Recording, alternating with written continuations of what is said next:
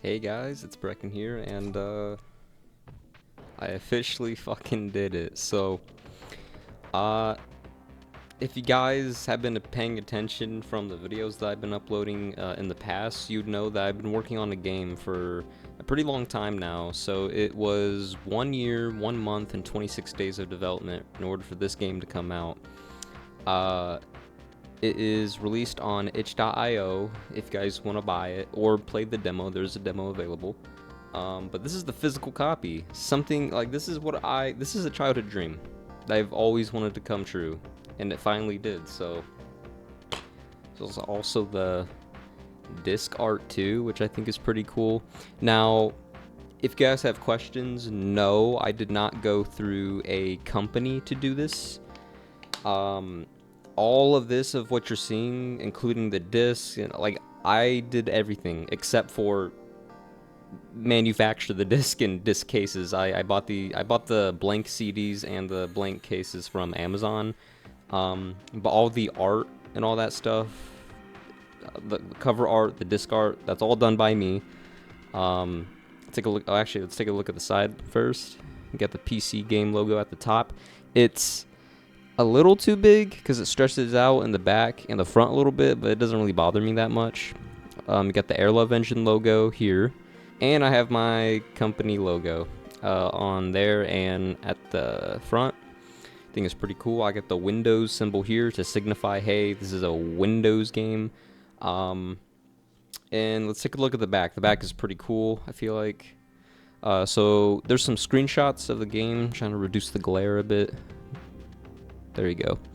So there's some screenshots down here of the game, and then you have the text that reads, "You are in the Air Love Engine, a dream emulator that provides an immersive recreation of your dreams." And then below that, you have some of the game's features, such as explore levels based on real dreams based off dreams that I've had. Be immersed with retro-inspired 3D graphics, mostly from the PlayStation 1 and a little bit inspired by the N64. And then you have includes the museum, a menu to dive into the development process, cut content, and more. So, yeah, there's a lot of content, I feel like. And then you got the recommended specs. Windows 10 or 11. I'm pretty sure this might be able to run on like Windows 7 even. I don't know yet, but Intel Core i5, GTX 1050 Ti, 8 gigs of RAM, and at least 1.5 gigabytes of storage, even though the game's like 400 megabytes, I think. I could be wrong. Details, it's just one player game, single player. Input is mouse and keyboard, and it supports widescreen 16:9. And the composers, me, Brecken Edwards, and my good friend Henry Tavonen. So him and I worked on the soundtrack. Henry also helped with a lot of ideas. So big thank you to him. I'll link his channel in the description. He doesn't post, but I thought I'd shout him out. And then my friend Jake, you guys will know him as That's Perky. You can subscribe to his channel. That I will also link down in the description. He helped with the UI graphics and stuff like that, and he also did help with a little bit of ideas too, and he's actually going to help me with the soundtrack for my next game coming out. So stuff is already happening. Pretty excited about that. But yeah, so now I just want to take the time to talk about the game, the development process of it, or at least a little glimpse of it.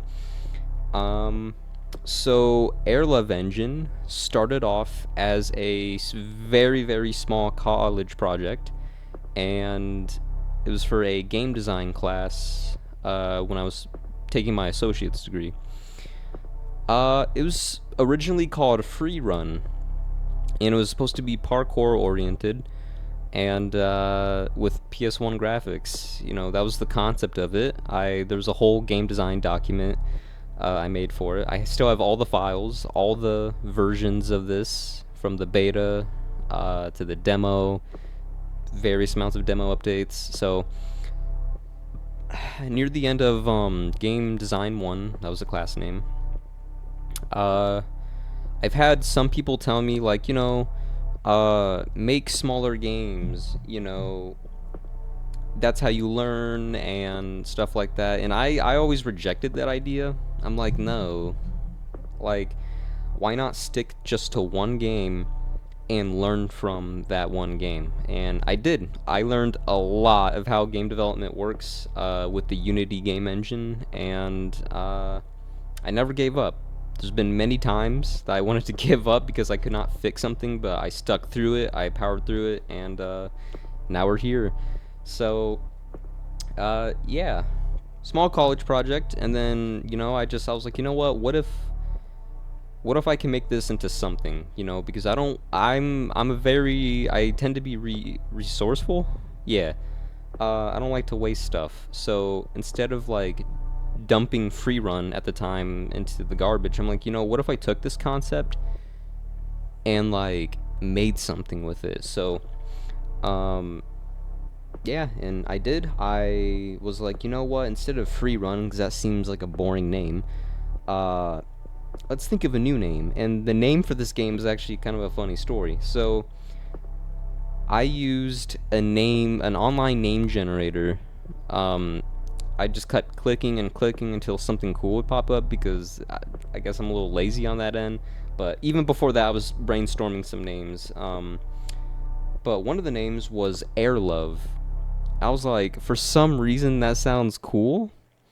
So I'm like, well, how can I add on to that? Because I don't want the game to be called Airlove. Like, that seems like a romance game or something. I don't know.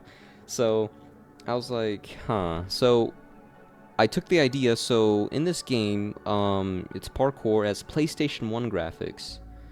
How about this? How about it's a dream emulator? Because at the time I was really inspired by LSD Dream Emulator, which is a Japanese PlayStation 1 game. Very rare, by the way, and expensive. So I took that game as a really huge inspiration, and I was like, okay, what if you're in a dream emulator that's running on an engine, like a game engine or just a machine of some sort? So I'm like, Airlove engine. So to me, I was like, dude, that has a ring to it. Airlove engine. I like it. So that's how the name was made, because free run sounded like a boring ass game, and the concept of the game changed. It went from a strictly parkour PS1 game to this does have parkour elements into it, especially in the earlier levels. Some of the free run levels, I'll call them, or early development levels, are in this game, uh, as well as in the cut content in this game. But I was like, I don't want to do just parkour because I feel like depending on some of the levels, that might become like a little boring over time. So I was like, what if I did something else? What if I did parkour and puzzles, or parkour and just events, certain tasks that the player would have to do, and that's what I did. Some levels there is no tasks, there is none, and I'm perfectly fine with that because these are based off real dreams that I've had, and some of my dreams I did absolutely nothing but walk around.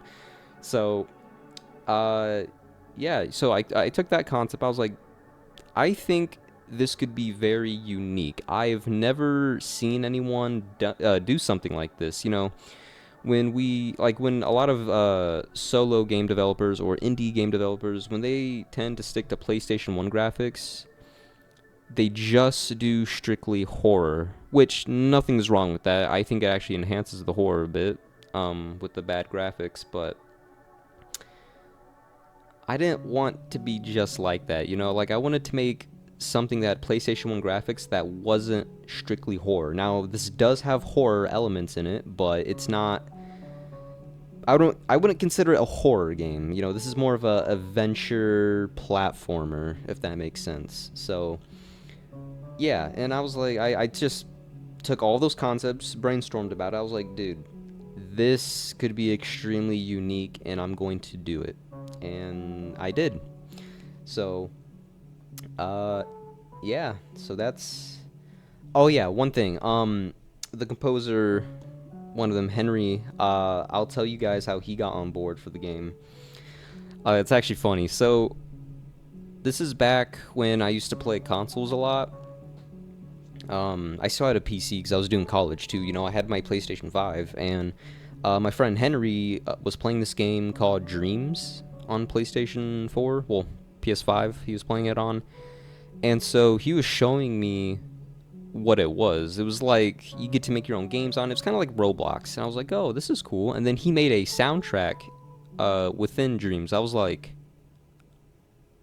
huh, that sounds really cool. I want that in my game. So I hired him to make just about half of the soundtrack. Yeah. And he's done an amazing job. I have so much to thank for him. He's done so much besides the soundtrack. Um, yeah, he made the game feel exactly how I wanted it to feel. He gave that liminal feeling through the soundtracks. Um, and I really appreciate that. So yeah, that's how he got on board for the game.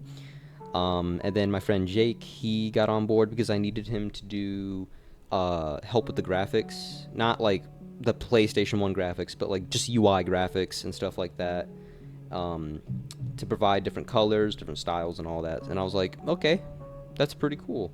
And it was, you know, it because of him. I mean, this is the Airlove engine logo. He had a huge part in that. So yeah, I really appreciate him. And then Jake is also doing the social media slash marketing. I don't really care about marketing my game. I really don't. I just like talking about it. And yeah, even if my and the thing is, even if my game doesn't really sell well or I only get a few copies sold, I'm completely fine with that because at least I can say I did it.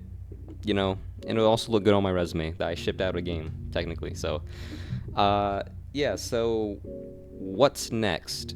Um, well, I hope to sell physical copies pretty soon. So far, physical copies are exclusively only going to friends and family at this time. But when I design my website, I'll eventually sell the physical copies on there. Um, and then after that, um, getting it on Steam is like one of the biggest goals right now for Airlove Engine.